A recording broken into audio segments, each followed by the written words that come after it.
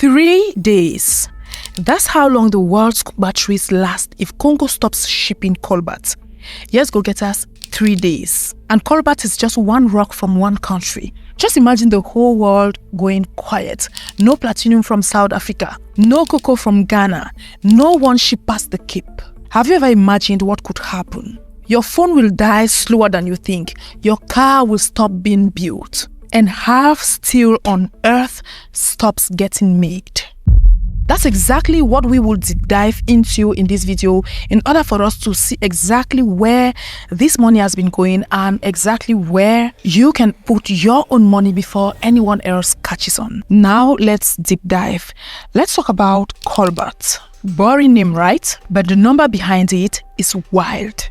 Do you know, gold-getters, that 76% of all cobalt mined on Earth comes from one African country? The Democratic Republic of Congo. Now look at it this way. Saudi Arabia never controlled even a third of the world's oil, but Congo alone controls 3/4 of the world's cobalt. So next time somebody tells you oil runs the world, don't you argue, right? Just smile and nod. Now the story isn't different. It is the usual pattern. Congo digs up but barely touches the profit. The oil gets shipped out and most of it lands in China for refining. China possesses something like 78% of the world's cobalt before it ever becomes a battery, which simply implies that the country with 3/4 of the world's raw material still doesn't set the price. And that's the part that should bother you more than the mining statistics itself. But what excites me is the fact that in 2025, Congo did something that no one saw coming. They shut the tap and shut cobalt export completely. Now, some of you must be wondering, why should a country that sells 3/4 of the world's most needed battery metal stop selling it? It's simply because the price had been crushed. Can you imagine, gold-getters, that the price drop we are talking about here is from $82,000 a ton in 2022 down to $21,000 by early 2025. Now, it has been said that it happened this way because Chinese-linked miners had flooded the market and Congo was eating the loss. So Congo had no other option than to turn off the tap. And that action alone changed everything. Proof being that by the end of 2025, the price had doubled. Yeah, we are talking here of one country, one mineral, one decision. And that brings to mind what we commonly say, that whoever owns the well decides who drinks first. Now let's look at another case of a province in South Africa that holds 77% of the entire world's known manganese. No manganese, steel snaps, no skyscrapers, no railways, no car frames that survive a crash. Africa alone produces close to 80% of the world's supply. What of chromium? The metal that keeps stainless steel stainless. South Africa alone makes 43% of that too. So imagine platinum, manganese, cobalt, chromium coming from one angle or one corner of one continent. Now there's something to this that a lot of people miss. South Africa runs a chunk of this mining empire on a power grid that keeps breaking down. Years of rolling blackouts, locally called load shedding, have hit production at exactly the mines holding most of the world's platinum and manganese. So I want us to pay attention to the fact that the leverage is real, but so is the fragility. A grid failure in Johannesburg, for instance, can ripple all the way to a car factory in Germany. That's not a small detail. That's a whole supply chain standing on one shaky foundation. Just try building a car or a phone without touching something on that list. You can't, right? Not because it's expensive, but because it's impossible. Now, the real thing that should be bothering us here is the fact that why does the side or the country or the continent holding all the carts still walk into the room asking for permission? Now, here's a fact that will make you laugh, kind of, right? Now, there's a friend of mine who exports cocoa in Lagos. Now, she once confirmed this to me. I told you about this once when we were making videos on cocoa, right? And a lot of people don't know that almost all the chocolate bars in Europe have Africa's fingerprint on them, but no African farmer or cocoa dealer actually gets credit for it. No one even knows their name. Now, it is no news that West Africa grows most of the world's cocoa. If you pull that out, you don't get pricier chocolate. You get none. That is no chocolate at all. And hey, it's not just cocoa. Africa holds some of the last untouched stretches of farmland and fresh water left on Earth. 60% of all the unused land left in this world sits on the motherland. Now, a lot of people don't know that most of the planet is actually running low on usable land and clean water. So that means Africa is sitting on the one resource that everyone else is about to run short of. So that's exactly why Gulf states and Chinese firms are quietly buying up African farmland right now while nobody's watching. Now, quick one for you. By 2050, what matters more? Middle Eastern oil or African water and farmland? Just drop your guess below and I will give you mine in a second. And before I do that, let's look at the pattern tying all of this together.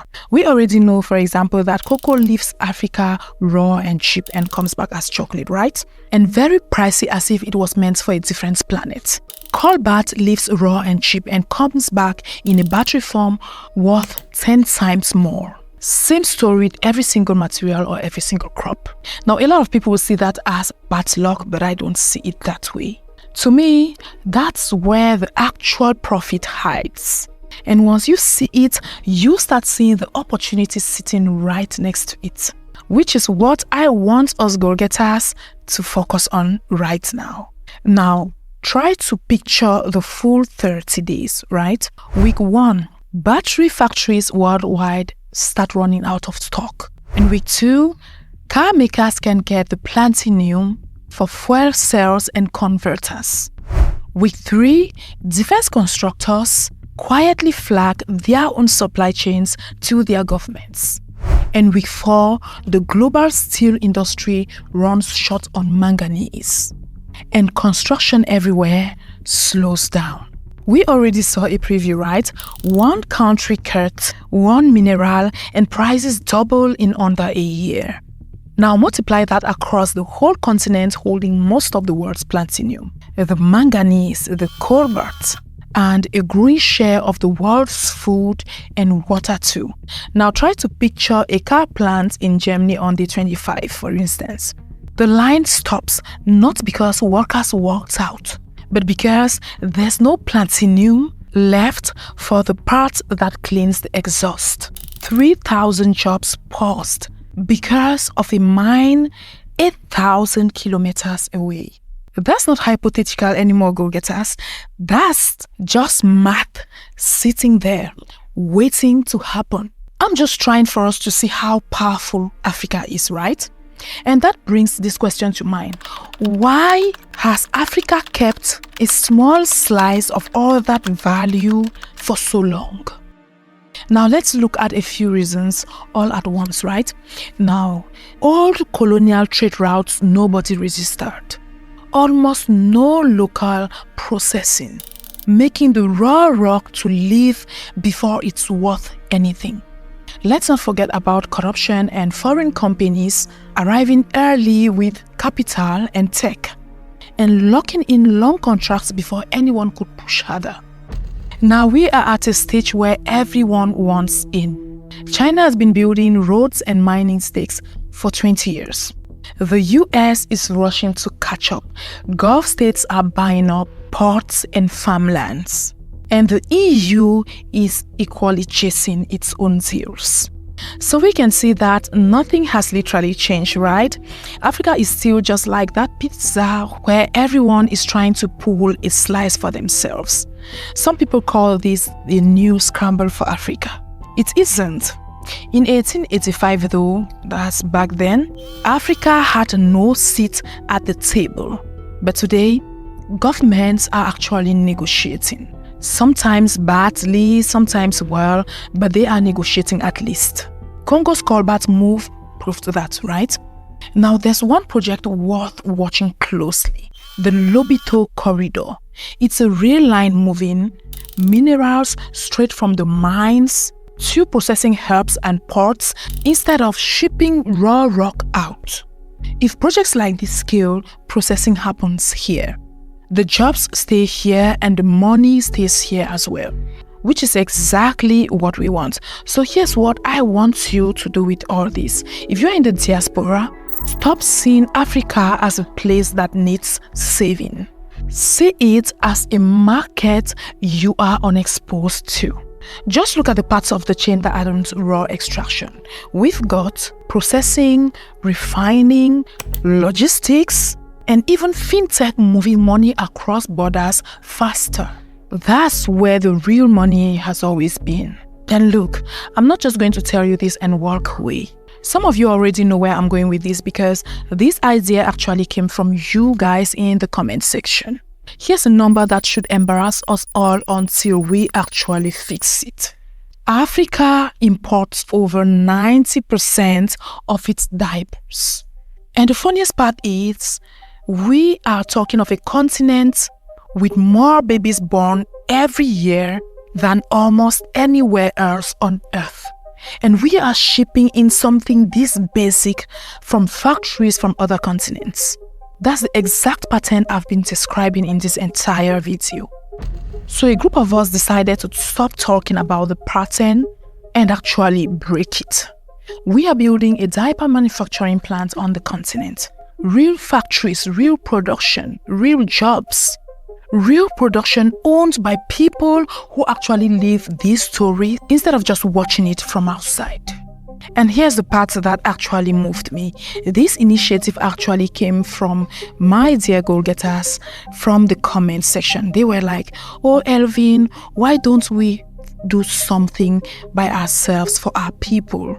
They asked for a joint venture and I decided to launch this as the first product we are launching in our investment group. Yeah, because if you don't know, we actually have an investment group, the Goal Getter investment group that people are joining every day, right?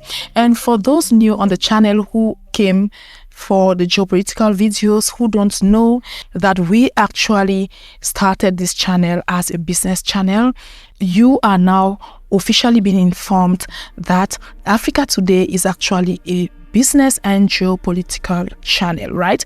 Now, if you want to understand better, I invite you to go back to our playlist. We've got playlists of all sectors of investment in Africa. Watch them in order to get on track, right? It's always just funny to me when a lot of people come on here and they are like, "Oh, we have a new host. Some say Mrs. Africa Today. We are glad to see Mrs. Africa Today." So basically, a lot of people don't know about the business side of this channel. And some of you guys have come to emails interested in joining the project, and you guys lay worries like you aren't sure of the legitimacy of this joint venture. All I can say is that go back to our previous business videos and you are going to understand how this venture came about, right? Like I said, it wasn't my initiative, but it was actually requested by our business community. Now, given the fact that we are quite experienced in the business sector, we decided to take the lead and make this dream come true. So if you're interested in joining our investment group, just email us at africatodayinfo@gmail.com and let our assistant know that you are interested in joining the diaper project or the investment group. So that's exactly the shift I mean when I say we Africans should move past raw material, right? This project, for example, we've got cotton in Africa. We grow cotton in Africa, real cotton. There's a lot of cotton being grown in Cameroon and other neighboring countries. So why not take it the next step? And now let me answer the question I asked earlier, right? Let me just give you the answer. Oil versus farmland by 2050. Water and food win. You can replace oil, but you cannot replace water. There's a saying in Ghana that goes, "You're not wrong to go back for what you forgot." Africa spent a long time exporting its wealth and forgetting to keep the value. Congo's cobalt move, the Lobito Railway, all of it says the same thing. The continent is going back for what it forgot. So tell me, if you had, let's say, $500,000 or $1 million to put into African industries right now, not aid, I'm talking of real investment, where does it go first? Is it minerals, farming, infrastructure, or tech? Just comment your answer and your reason below, and I'll be glad to read. That said, thanks for watching this video, and as I always say, if you found value in this video, please do well to share it to as many people as possible. For as I always say, the more we empower Africans, the greater Africa will be.